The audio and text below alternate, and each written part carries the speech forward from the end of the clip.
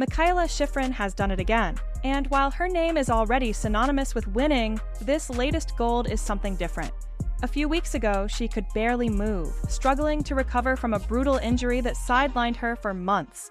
Now she's back, obliterating the competition in a way that only she can.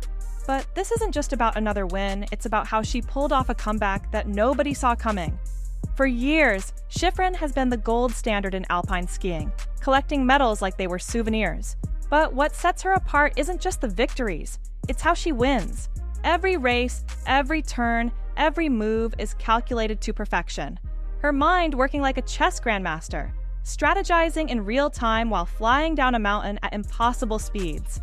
That analytical mind has been her biggest strength, but at times, her greatest challenge. She once admitted that her hyper-awareness is both a gift and a curse. And this season, that duality was on full display. Coming back from a knee injury was already a challenge.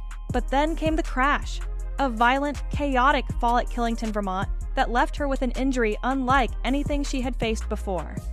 The moment she went down, her team knew something was wrong. Her pole, in a freak accident, punctured her abdomen, causing an internal wound that kept her off the snow for weeks. The pain was excruciating, but the mental battle that followed was even worse. For an athlete like Shiffrin, who has spent her entire career in control, being forced to sit out was more than frustrating. It was agonizing. The recovery process was slow, and even when she started training again, the doubts crept in. Would she still be the same skier?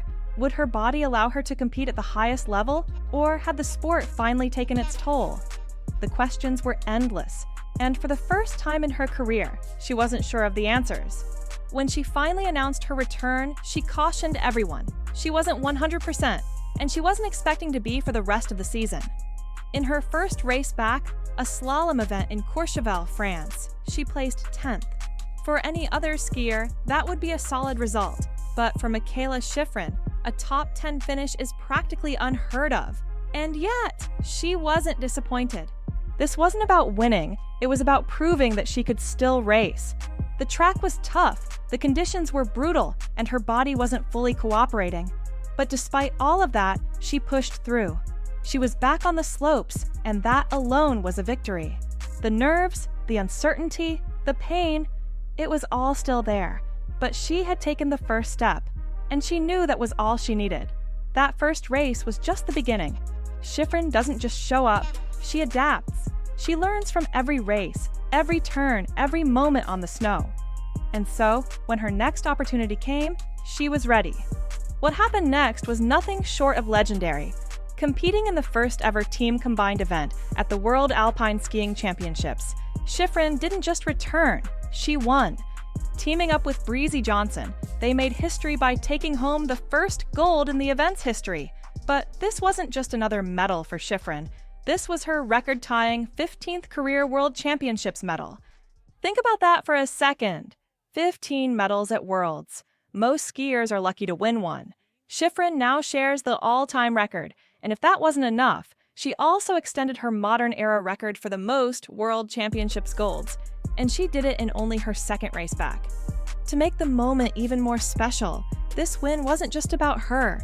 This was a team event, which meant she wasn't just competing for herself. She was competing for Johnson, for Team USA, for something bigger than individual glory. And that's what made it even sweeter.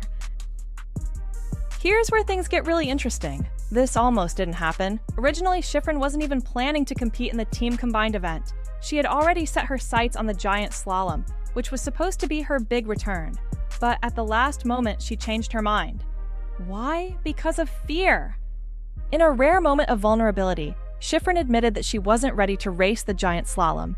The mental scars from Killington were still there, and she knew she wasn't in the right mindset to attack the course the way she needed to.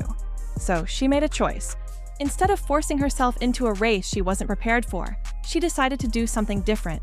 The team combined event was an opportunity to ease back into competition, to remind herself why she loved the sport. And so, at the very last minute, she signed up. She didn't do it for the medals, she didn't do it for the records, she did it because she wanted to ski. And it turned out to be one of the best decisions of her career. The chemistry between Shiffrin and Johnson was undeniable.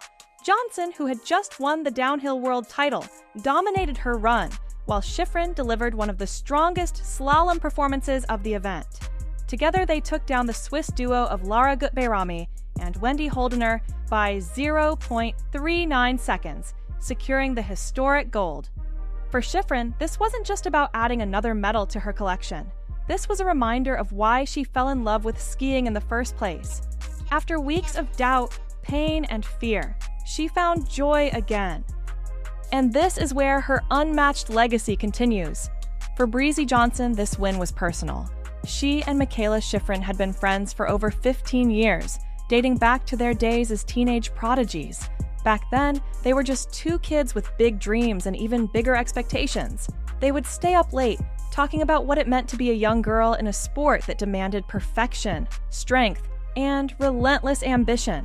They pushed each other, challenged each other, and now, all these years later, they were standing on the podium together. As Shiffrin soaked in the moment, the memories of the past 2 months flashed through her mind. The crash, the injury, the self-doubt, the endless hours of rehab, the mental battles she fought every single day, it all led to this.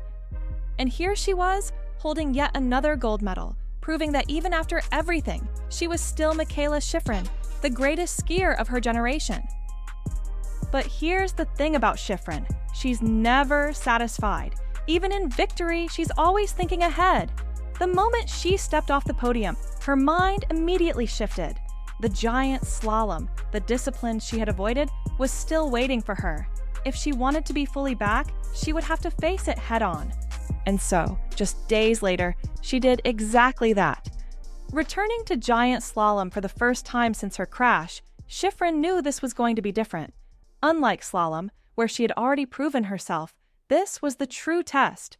Would she be able to trust her body to push herself the way she used to? Or would the fear creep in at the worst possible moment? From the second she pushed out of the start gate, it was clear.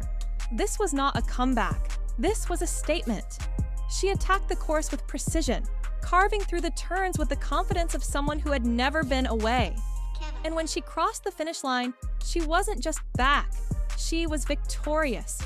It was another record-breaking moment, marking her 100th World Cup podium, a milestone that very few athletes in history have ever achieved.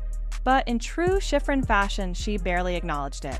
She wasn't here for numbers or records. She was here to prove to herself that she was still the best in the world.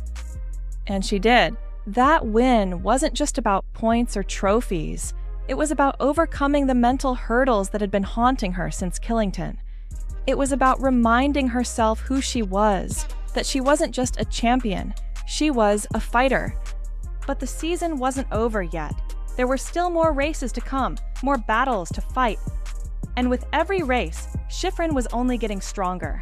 The skiing world had been watching her every move, waiting to see if she would ever return to her old self. Now, there was no doubt.